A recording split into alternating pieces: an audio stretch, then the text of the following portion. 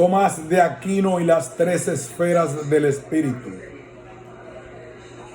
La esencia humana. Suele decirse que el hombre es un microcosmos. Como tal, refleja el universo entero. Si no se interpretara mal, podría decir, en seguimiento de Tomás de Aquino, que el hombre está situado en el centro mismo de todo cuanto es. Los dos inmensos reinos del espíritu y la materia, distintos hasta la contraposición más radical, se dan cita y se encuentran en el hombre. Dos teorías antropológicas que parecen ignorarlo están necesitadas de revisión. Una reduce la naturaleza al ser material y deja al espíritu en el olvido. Otra exalta al hombre hasta identificarlo con el espíritu y niega enteramente la materia. Sabemos hoy que el materialismo y el espiritualismo no han logrado un verdadero conocimiento del hombre. La negación materialista del espíritu reduce al hombre a materia que se mueve, exterioriza y objetiva en la actividad racional y volitiva, creadora de cultura. El espiritualismo, por su parte, ve en el hombre puro espíritu incontaminado de materia. Ante la realidad del cuerpo, cierra los ojos o termina considerándolo como espíritu degenerado. Es claro que también se precipita en el hoyo sin fondo del error y no puede edificar en la verdad.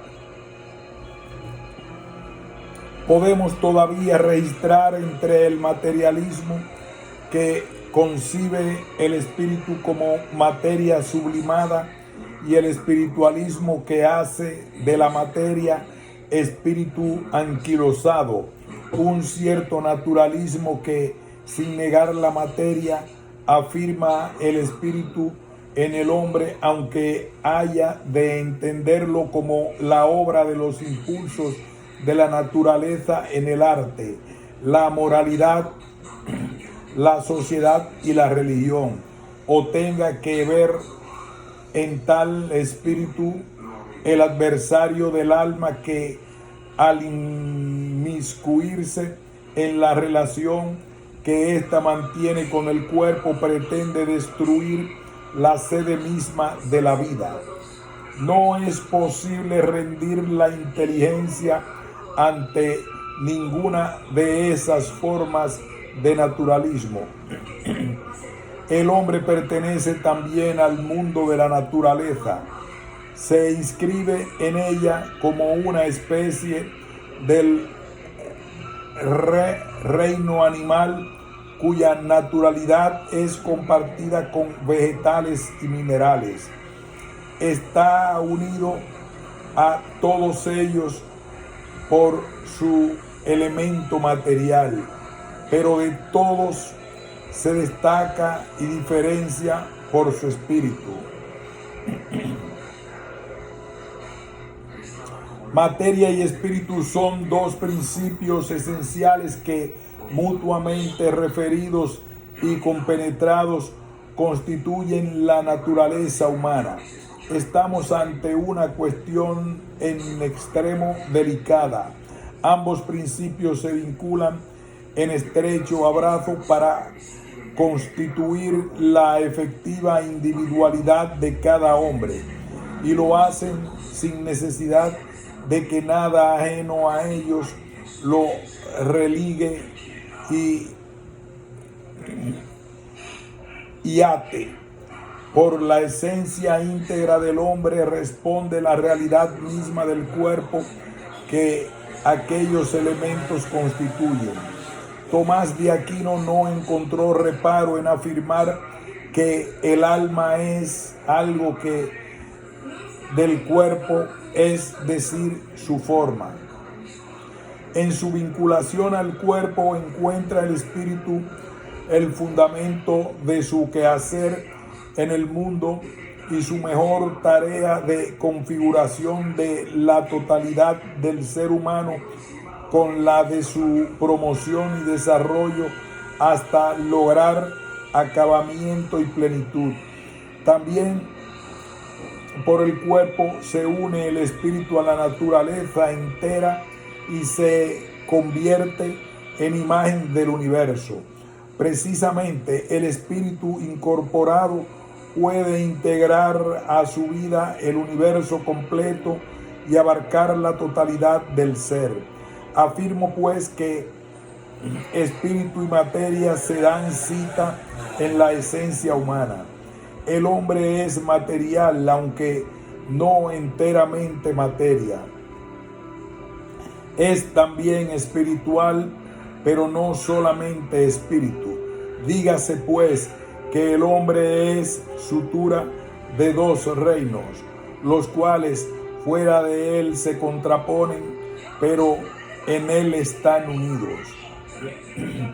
Esta peculiar situación del hombre es la que le constituye en microcosmos. No estamos ante una metáfora. Centro y convergencia de cuanto hay es una descripción del hombre. Participa el animal racional tanto del espíritu como de la corporalidad. Espíritu incorporado abierto a todos los horizontes. He ahí la puntual definición del hombre. Desde él, los grados de la espiritualidad suben hasta el espíritu divino y los de la corporalidad bajan hasta la materia inorgánica. El espíritu incorporado tiene cierta finitud en cuanto espíritu.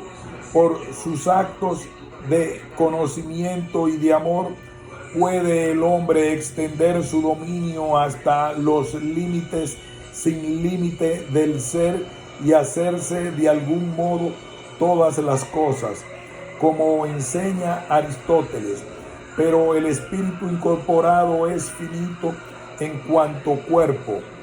La incorporación misma le somete a las condiciones de la espacialidad y la temporalidad, las dos coordenadas de la historia en las cuales precisamente queda el hombre encardinado. La definición del hombre como espíritu incorporado expresa por lo pronto un indudable parentesco entre el espíritu humano y la humana materia. Hay que cargar en el haber del espíritu la conversión de la materia en cuerpo humano, el ejercicio de su capacidad de incorporación abrazándose a la materia para estructurarla, configurarla y elevarla sobre los planos vegetativo y animal hasta la dimensión de la corporalidad humana, está poniendo de relieve aquel efectivo parentesco. Desde esta posición podemos comprender y detallar el reino entero de la corporalidad. El escalón inmediato inferior al ocupado por el hombre corresponde al animal. Desaparece en él la vida espiritual al carecer de entendimiento y voluntad, pero posee una conciencia sensitiva y una vida instintiva al servicio infalible de la satisfacción de sus necesidades específicas. Suprimida la conciencia, descendemos un puesto más en la escala de la vida como dinamismo inmanente que caracteriza al vegetal. Y si borramos todo residuo de la vida, nos ponemos en presencia del mundo inorgánico, cuyos movimientos de acciones y reacciones parecen enteramente regulados desde la exterioridad. El espíritu incorporado nos sugiere también la posibilidad de la existencia de espíritu incontaminado de materia. La revelación y la teología nos hablan de los ángeles como seres puramente espirituales. Poco sabe la filosofía de ellos, pero puede decir mucho del puro espíritu de Dios, plenitud del ser, del conocimiento y del amor. El espíritu. Es hora de que dejemos hablar a Tomás de Aquino. Tanta extensión como lo que llevo dicho tiene la introducción del capítulo 11 del libro cuarto de la Suma contra los gentiles. Pretende este capítulo mostrar cómo ha de entenderse la generación en el ámbito de lo divino y lo que se dice en las Escrituras sobre el Hijo de Dios. En el amplio preámbulo sobre la escala de los seres, ocupa el espíritu incorporado de los hombres el lugar central, con 2 esferas de cuerpos vivientes, animales y vegetales, por abajo, y otras 2 esferas de seres espirituales, ángeles y Dios, por arriba. Hay en las cosas diversos modos de emanación en correspondencia a la diversidad de las naturalezas. Cuanto más alta es una naturaleza, tanto más íntimo es lo que de ella emana. Entre todas las cosas, los cuerpos inanimados ocupan el lugar inferior. En ellos no se dan otras emanaciones que las producidas por la acción de unos sobre otros. Así vemos que el fuego del fuego nace el fuego cuando éste altera un cuerpo extraño, convirtiéndolo en su especie y cualidad. Entre los cuerpos animados ocupan el lugar próximo las plantas, en las cuales la emanación ya procede de dentro, puesto que la savia interna de la planta se convierte en semilla, y esta, confiada a la tierra, se desarrolla en planta, y esto es ya un primer grado de vida, pues son vivientes los seres que se mueven a sí mismos para obrar. En cambio, los que no tienen movimiento interno carecen en absoluto de vida. Y un indicio de vida en las plantas es que lo que hay en ellas tiende hacia una forma determinada. No obstante, la vida de las plantas es imperfecta, porque cuando la emanación proceda en ellas del interior, sin embargo, lo que emana saliendo poco a poco desde dentro acaba por convertirse en algo totalmente extrínseco, pues la savia del árbol, saliendo primeramente de él, se convierte en flor y después en fruto, separado de la corteza del árbol, pero sujeto a él, y llegando a la madurez se separa totalmente del árbol y, cayendo en tierra, produce por su semilla otra planta. Pero si se considera bien todas las cosas, se verá que el principio de esta emanación proviene del exterior, puesto que la savia interna del árbol se toma mediante las raíces de la tierra, de la cual recibe la planta su nutrición. Hay otro grado de vida superior al de las plantas y correspondiente al alma sensitiva, cuya propia emanación, aunque comience en el exterior, termina interiormente, y a medida que avanza, la emancipación penetra en lo más íntimo, porque lo sensible imprime exteriormente su forma en los sentidos externos. Desde ellos pasa a la imaginación y después al tesoro de la memoria. Sin embargo, en cada proceso de esta emanación, el principio y el término están en esferas distintas, pues ninguna potencia sensitiva que se conoce a sí misma. Este grado de vida es ciertamente más alto que el de las plantas, cuanto es más íntima la operación vital. Sin embargo, no es una enteramente perfecta, puesto que el comienzo y el fin están separados.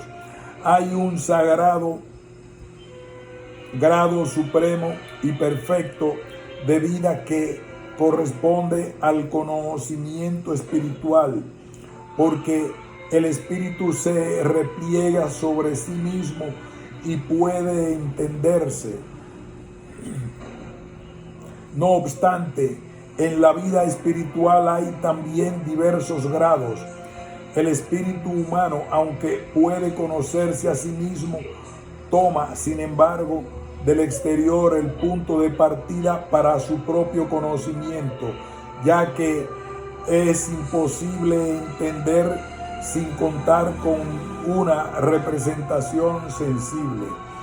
Más perfecta es, por eso, la vida espiritual de los ángeles, cuyo espíritu no necesita impulso externo alguno para llegar a conocerse a sí mismo, sino que se conoce a sí mismo por sí mismo.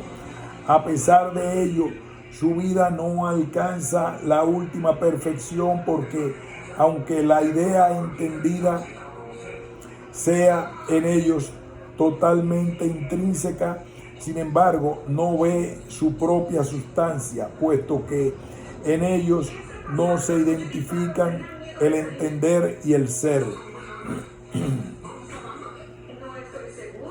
La suprema perfección de la vida corresponde a Dios, en quien no se distingue el entender y el ser, y así es preciso que Dios se identifique la idea entendida con su divina esencia.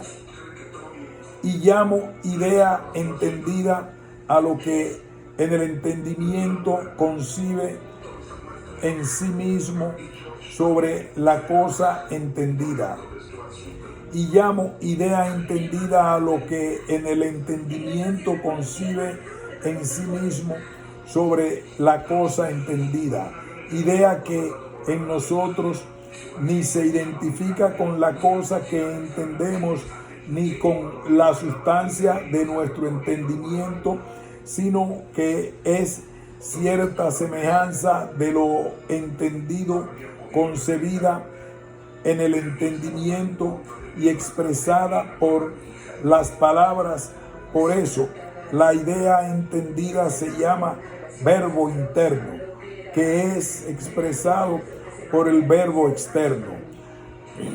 Y se ve ciertamente que dicha idea no se identifica en nosotros con la cosa entendida, porque no es lo mismo entender la cosa que entender su idea, lo cual hace el entendimiento cuando vuelve sobre su operación. De aquí que unas ciencias traten de las cosas y otras de las ideas entendidas, y que la idea entendida tampoco se identifica con nuestro entendimiento. Lo vemos porque el ser de ella consiste en su intelección. En cambio, el ser de nuestro entendimiento es distinto de su propio entender. Luego, como en Dios se identifican el ser y el entender, idea entendida y entendimiento son en Él una misma cosa. Y como entendimiento y cosa entendida se identifican también en Él, ya que entendiéndose así, entiende todo lo demás. Resulta que en Dios, al entenderse a sí mismo, el entendimiento, la cosa que se entiende y la idea entendida son lo mismo. Podemos condensar todo lo dicho en las tres proposiciones siguientes. Primera, los hombres son espíritus incorporados, formas no enteramente sumergidas en la materia, pero tampoco completamente sumergidas o separadas de ella.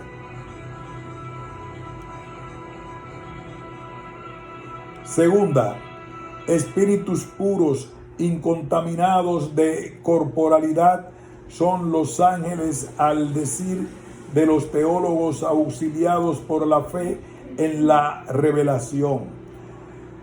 Tercera, espíritu absoluto es Dios, como podemos decir, a la luz natural de la razón sobreabundantemente confirmada por la revelación. Con ello queda supuesto de relieve que el espíritu se apellida de tres maneras diferentes: humano, angélico y divino. También estamos colocados en el camino que conduce al hallazgo del concepto de espíritu en cuanto espíritu, así como de la esencia metafísica de su estirpe, de su triple esfera. También estamos colocados en el camino que conduce al hallazgo del concepto del espíritu en cuanto espíritu, así como de la esencia metafísica de su triple esfera. He aquí algunos textos sobre la idea tomista del espíritu. Tomo el primero de la Suma contra los Gentiles. Tercero, 112. Las naturalezas intelectuales tienen mayor afinidad con el todo que las restantes naturalezas, porque cualquier sustancia intelectual es de alguna manera todo, ya que con su entendimiento abarca la totalidad del ser. Todos los otros seres participan como parcialmente del ser. Dígase pues que el espíritu es el ser abierto hacia la realidad entera. Sobre la misma línea avanza un tramo más. Sobre la misma línea avanza un tramo más este texto. Los entes más perfectos en todo el ámbito del ser, como son las sustancias espirituales, se pliegan sobre sí mismos en un movimiento de completa reflexión. Al conocer algo que está fuera de ellos, salen de sí mismos en cierto modo, pero en cuanto conocen que conocen, comienza ya la vuelta, pues el acto del conocimiento se halla en medio camino entre el cognoscente y lo conocido, y aquella vuelta se consuma en cuanto conocen sus propias esencias. Por ello se dice que el libro de Causis, que quien conoce su propia esencia vuelve sobre ella en un acto de perfecta reflexión. La vida espiritual no solo es apertura y universalidad ante el ser, hasta el punto de que el espíritu pueda convenirse cum omni ente, sino que además goza de la prerrogativa de que la reflexividad, por virtud de la cual entra en posesión de sí mismo. El espíritu es una fuerza de intimidad y señorío. Tomás de Aquino ponía gran cuidado para no traspasar el campo de la analogía y evitar los peligros de la equivocidad. En De Veritate se hace cargo de la expresión del libro de Causis, según la cual quien conoce su propia esencia vuelve sobre ella en un acto de completa reflexión. Se trata de una locución metafórica que únicamente significa la subsistencia del espíritu en sí misma. En la Suma Teológica, tras ratificar esa significación, añade algo de gran interés para nuestro propósito. Volver a su esencia solo quiere decir que una cosa subsiste en sí misma, ya que la forma, en cuanto perfecciona a la materia dándole el ser, en cierto modo se difunde en ella, y en cambio, en cuanto sostiene el ser, se repliega sobre sí misma. Por tanto, las facultades cognoscitivas que no son subsistentes, sino actos de algún órgano corporal, no se conocen a sí mismas, como se comprueba en los sentidos, mientras que las subsistentes se conocen a sí mismas. Estar abierto a la realidad entera y entrar en posesión de sí mismo por el hecho de constituirse como naturaleza intelectual es ganar la noción de la subsistencia en su forma más elevada. Al espíritu le corresponde la perfección más alta del ser en sí mismo, pero esto es precisamente lo que con toda propiedad llamamos persona. Desde Boecio la definimos como sustancia individual de naturaleza racional, rationalis nature individua substantia.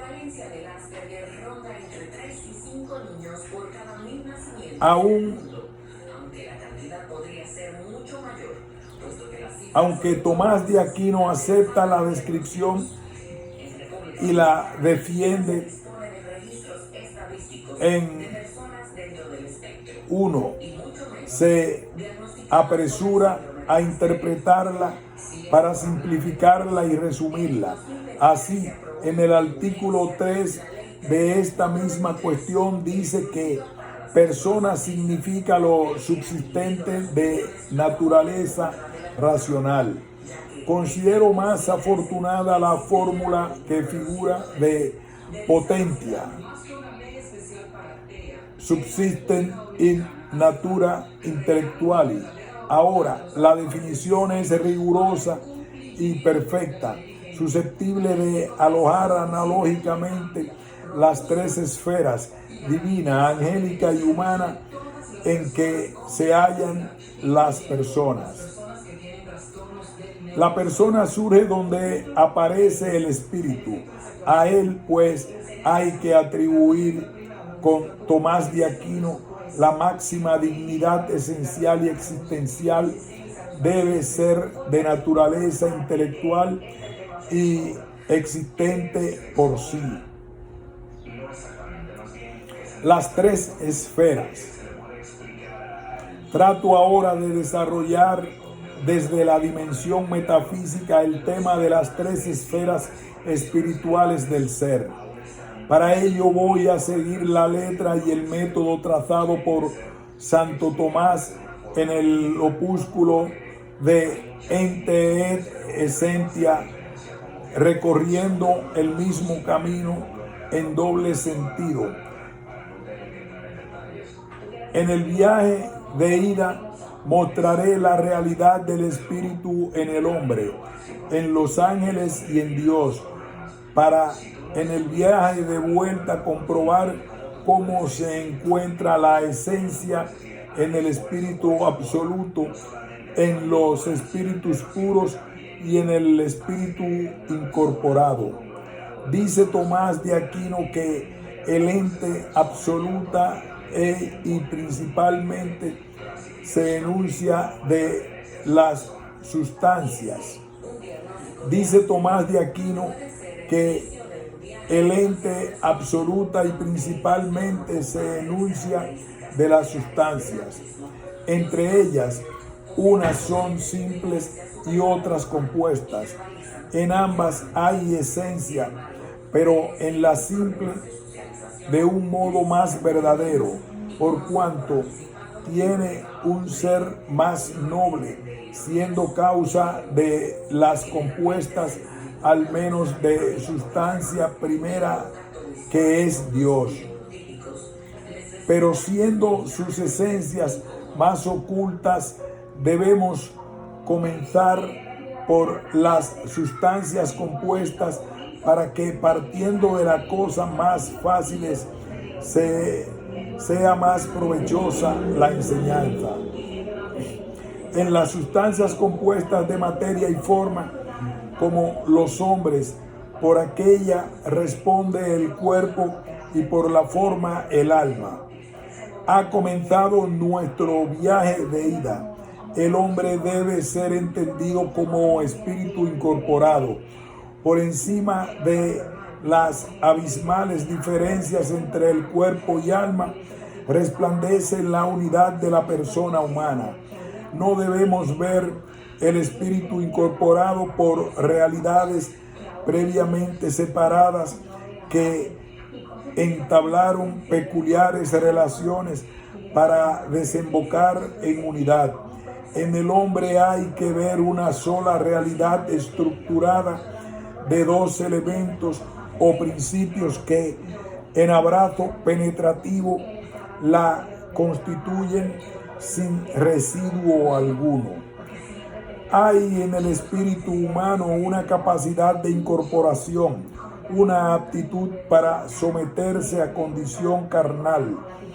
Esta potencialidad corpórea del espíritu es una fuerza de integración y de armonía para todos los elementos materiales orgánicamente diferenciados.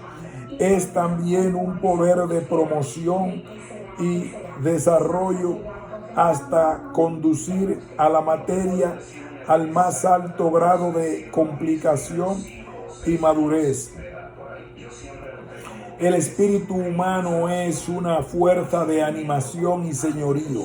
Domina por igual todos los procesos vegetativos, sensitivos y espirituales que en cada hombre puedan tener realización y cumplimiento a lo largo y a lo ancho de su vida. Al mismo espíritu debe ser atribuida la triple función vegetativa, sensitiva y racional en la complejidad de sus diversas manifestaciones. No hay en el hombre tres almas, ni en la sociedad tres clases, ni en los hombres tres oficios, como pensara Platón. La tricotomía de espíritu, alma y fuerza vegetativa carece en absoluto de sentido.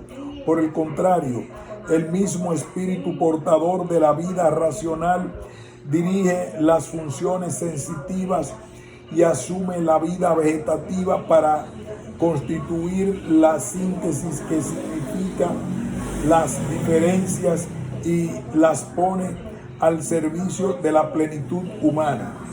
La razón de que no haya en el hombre tres almas se encuentra en la simplicidad del espíritu incorporado, que no tolera la composición de partes subordinadas.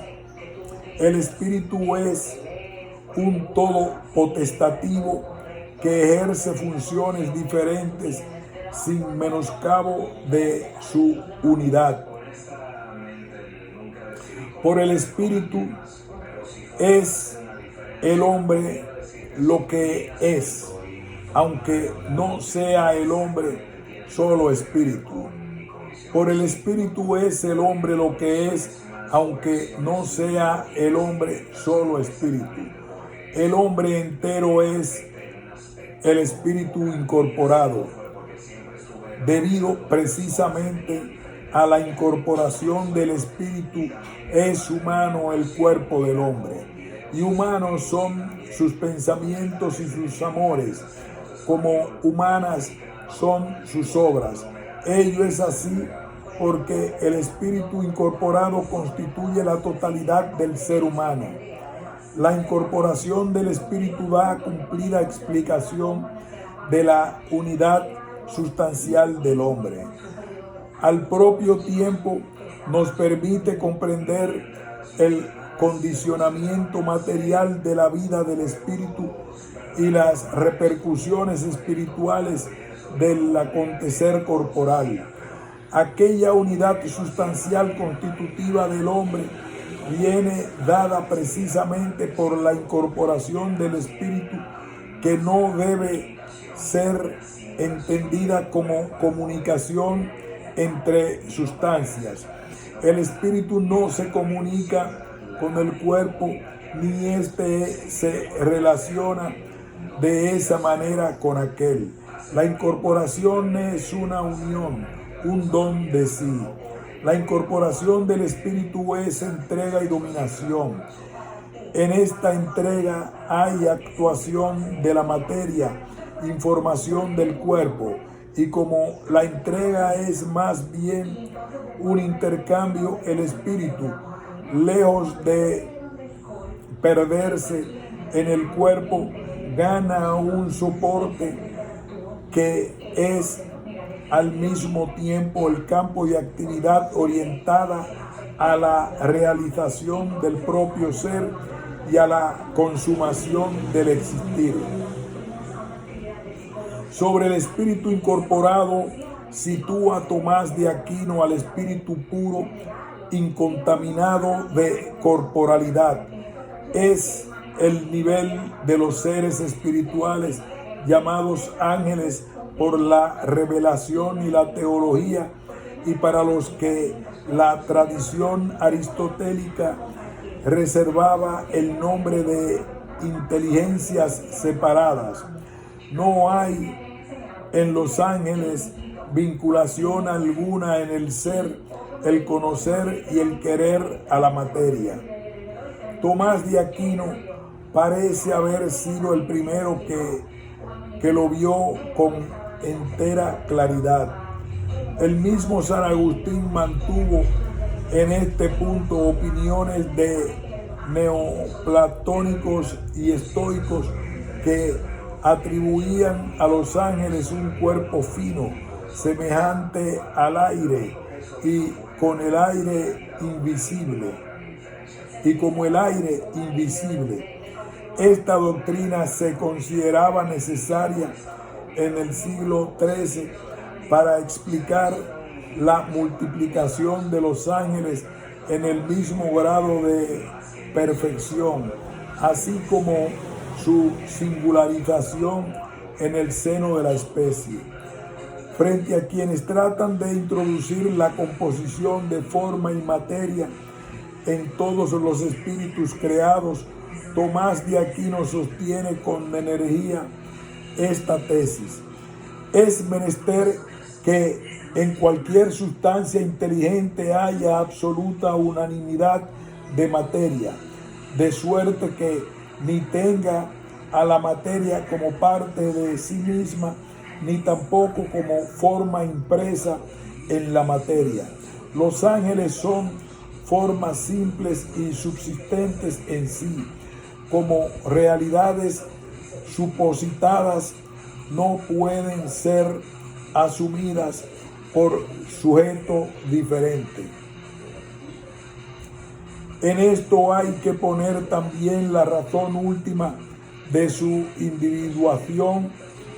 Los ángeles son formas que por sí subsisten singularmente individualizadas en sí mismas.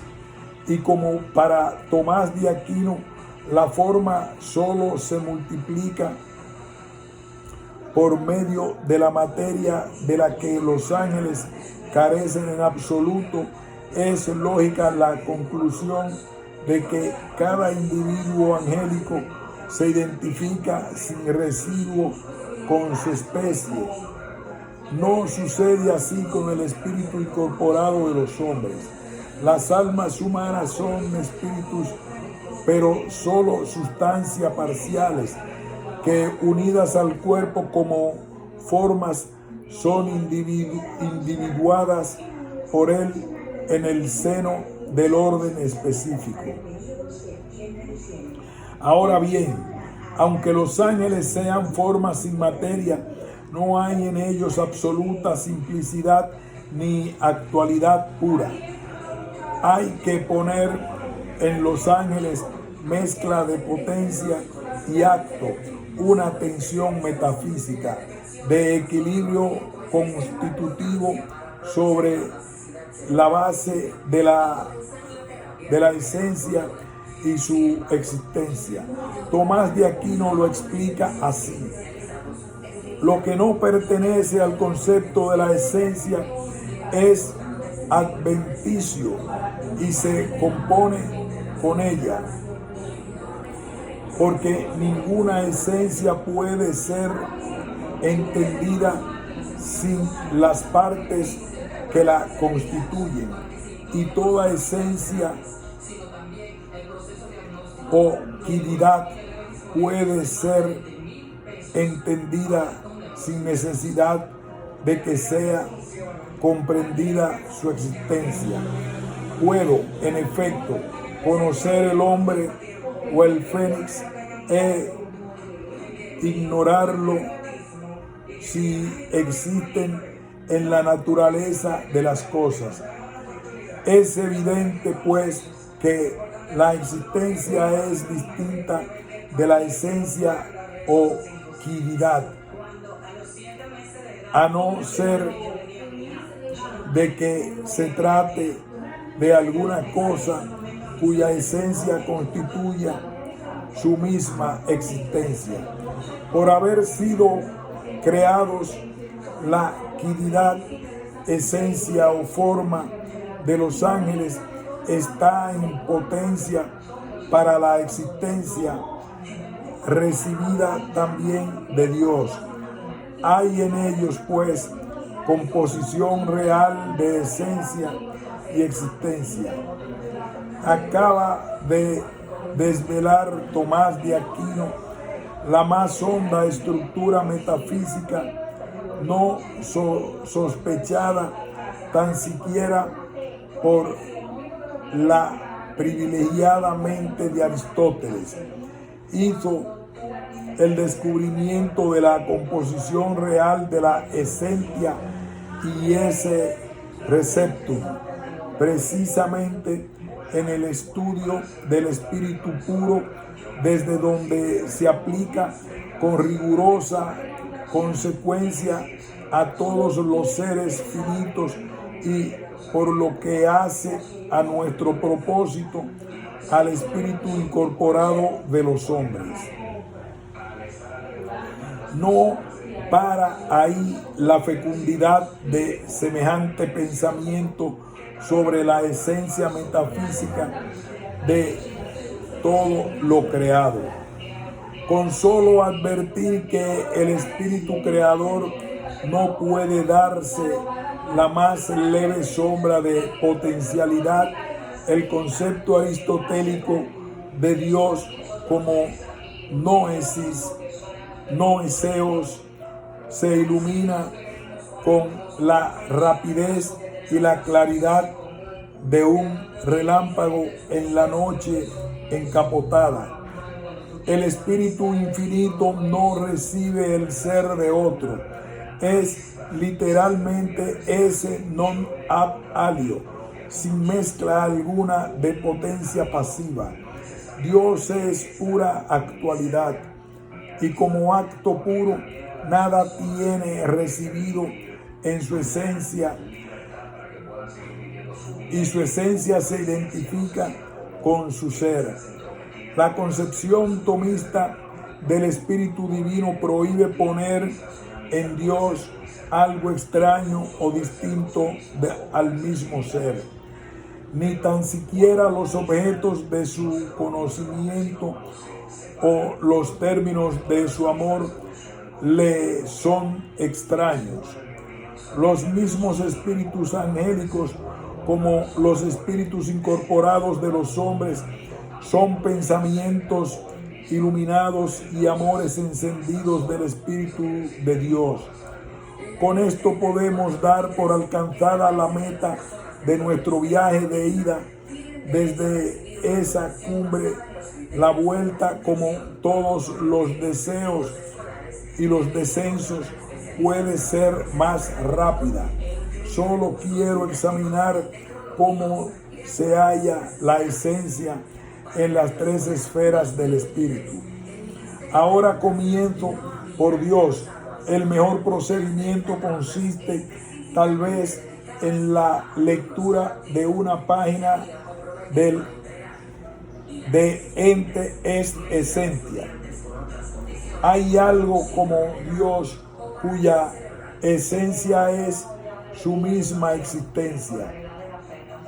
Y si decimos que Dios es pura existencia, no es necesario que caigamos en el error de quienes afirmaron que Dios es un ser universal en el cual existen formalmente todas las cosas, pues este ser que es Dios es tal condición que nada puede agregársele, y debido a su misma pureza es un ser distinto de todo otro ser.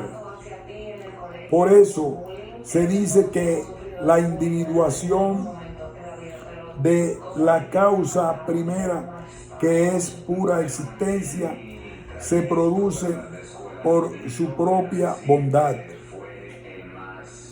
Asimismo, aunque solo sea existencia, no es necesario que carezca de las demás perfecciones y noblezas. Dios tiene las perfecciones que son propias de todos los géneros y por esto se llama simplemente perfecto. Dios en su mismo ser tiene todas las perfecciones. Es preciso concluir que el constitutivo formal de Dios es ipsum esse subsistens, la pura actualidad de su mismo existir. Estamos ante el mismo ser divino en plena identidad real con la divina esencia. Pero esto significa ya que la esencia metafísica de cualquier otro espíritu debe ser potentia essendi, potencialidad ontológica y esencial. De modo diferente se encuentra la esencia en las sustancias creadas intelectuales, en las cuales se distingue de su existencia, si bien su esencia carece de materia. Por eso, su existencia no es absoluta, sino recibida y por lo mismo limitada e infinita, conforme a la capacidad de la naturaleza recipiente. Pero su esencia es absoluta y no recibida en materia alguna, razón por la cual se dice que las inteligencias son infinitas con respecto a lo inferior y finitas con respecto a lo superior. Son finitas en relación con su existencia que reciben de un ser superior, mas no son limitadas por lo inferior porque sus formas no son limitadas conforme a la capacidad de alguna materia que las reciba.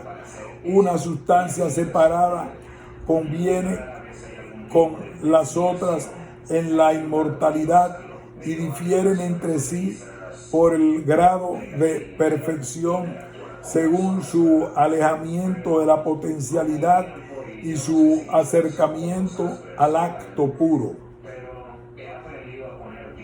Profundicemos algo más en la naturaleza del espíritu angélico. Como la esencia del ángel no es su existir, no puede ser tampoco su actuar. El espíritu puro de los ángeles no es pensamiento subsistente. Sin embargo, su naturaleza, que es imagen y semejanza del espíritu absoluto, refleja con notable perfección las formas ejemplares del Logos divino. En esta esfera, el espíritu angélico tiene realización y cumplimiento el innatismo de las ideas. En esta esfera del espíritu angélico tiene realización y cumplimiento el innatismo de las ideas. Puede haber aquí intuición de las esencias. En el ángel se da una afectiva autognosis y vive también en una permanente contemplación de Dios. Dos modos de conocer pueden distinguirse en el espíritu puro: el conocimiento intuitivo de las ideas en su referencia al ser real de las cosas y el conocimiento por el cual constituye las cosas en el mismo principio creador del Logos divino. Es algo que este último modo del conocimiento angélico tiene incomparable dignidad.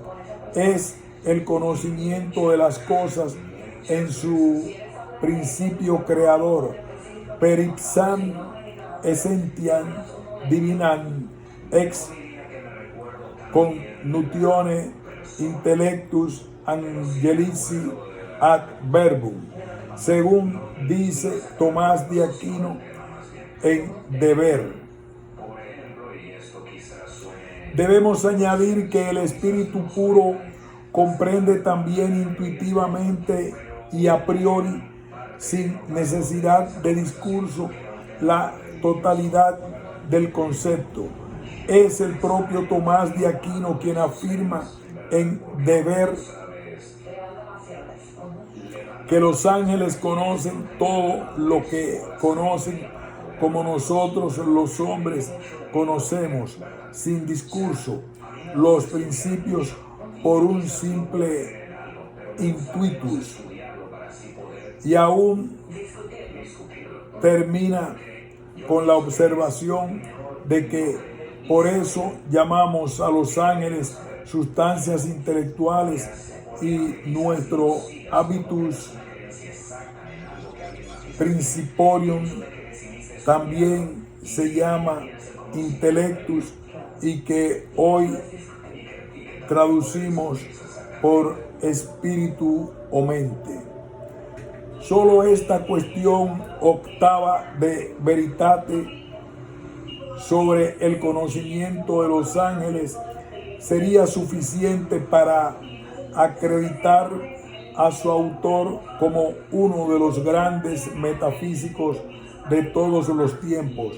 Por eso estoy de acuerdo con la siguiente apreciación de Alois Dempf. Si a primera vista toda la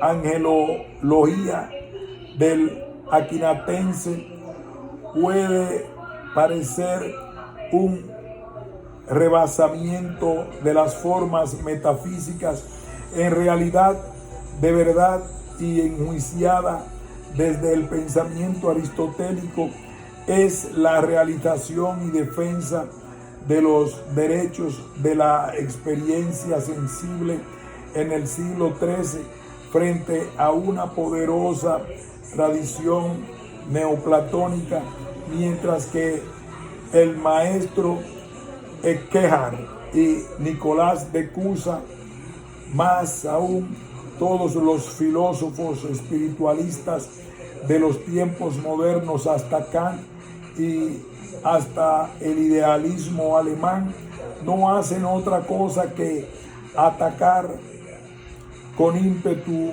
incansable esta frontera, pretendiendo hacer del hombre un ángel o un espíritu puro, sino quizás en todos los detalles el aquinatense seguirá teniendo razón si se elabora a gusto moderno su doctrina del habitus principiorum, la metafísica de la Edad Media, Madrid, 1957.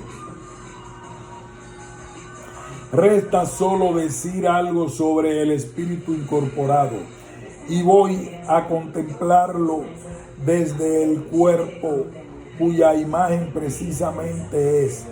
Pocas concepciones tan alejadas de la realidad como la que convierte el cuerpo en cárcel del alma. No acertó en este punto el divino Platón, y en su seguimiento perdieron muchos platónicos el camino que conduce a la recta intelección de lo humano. La incorporación no significa para el espíritu lugar alguno de suplicio ni un tiempo más o menos prolongado para el tormento y la purificación. Debe ser igualmente rechazada la tentación de considerar al cuerpo como enemigo del espíritu. Ninguna enemistad puede ponerse entre quienes se unen hasta la más penetrativa intimidad. Si algo debemos defender como doctrina definitivamente conquistada, es precisamente la que se refiere a la unidad psicosomática del hombre. La psicología y la medicina mantienen hoy la misma condición de la antropología. El espíritu informa al cuerpo comunicándose a él. Vista desde el espíritu, la comunicación es la propia entrega como generoso don de sí. Contemplada desde el cuerpo, la misma comunicación resulta ser posesión. En definitiva, incorporación para constituir la realidad entera del hombre. Carece de sentido el problema de la comunicación de las sustancias extensa y pensante que el racionalismo de Descartes lanza a la metafísica del siglo XVII. No se trata, en efecto, de explicar cómo se comunican dos sustancias, sino cómo se unen el espíritu y el cuerpo para constituir una. La unidad psicosomática de la misma realidad de la persona significa que el espíritu se sirve del cuerpo al tiempo que se pone a su servicio. Este intercambio de recursos no se explica con la dialéctica del dueño y el esclavo. El espíritu incorporado cumple todas las leyes de la naturaleza necesaria y las asume en las de la naturaleza libre. Las leyes físicas, químicas y biológicas del cuerpo siguen vigentes, pero subordinadas a las leyes del alma. En este sentido, debe seguir afirmándose que hasta los fenómenos corporales del inconsciente están sometidos al espíritu. La unidad psicosomática en la singular totalidad del ser humano explica también el hecho de que el quehacer espiritual en su triple dimensión de conocer, querer y obrar esté condicionado y acompañado por procesos corporales paralelos en el tiempo. Nada hace el espíritu humano sin la mediación del cuerpo. Es, empero, al espíritu a quien hay que atribuir la iniciativa de la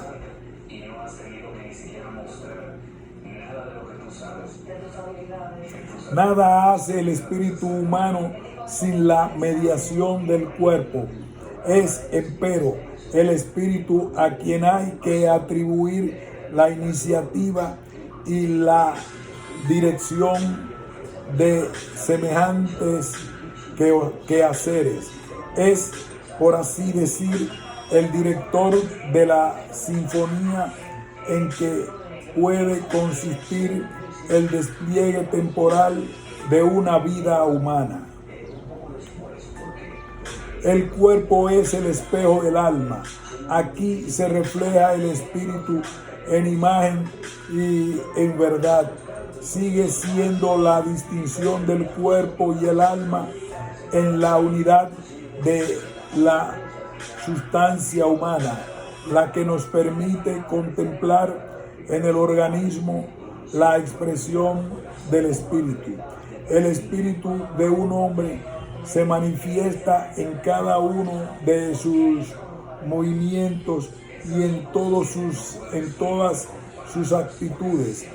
Se refleja también en las 1000 formas de la cortesía, del amor, la piedad y en la urdimbre de las relaciones familiares, sociales y religiosas. Por eso el cuerpo humano se realiza y configura como imagen y semejanza del espíritu que lo informa y lo trasciende. Ángel González Álvarez, Universidad Complutense de Madrid. Fin de este interesante ensayo sobre Tomás de Aquino y las 3 esferas del espíritu.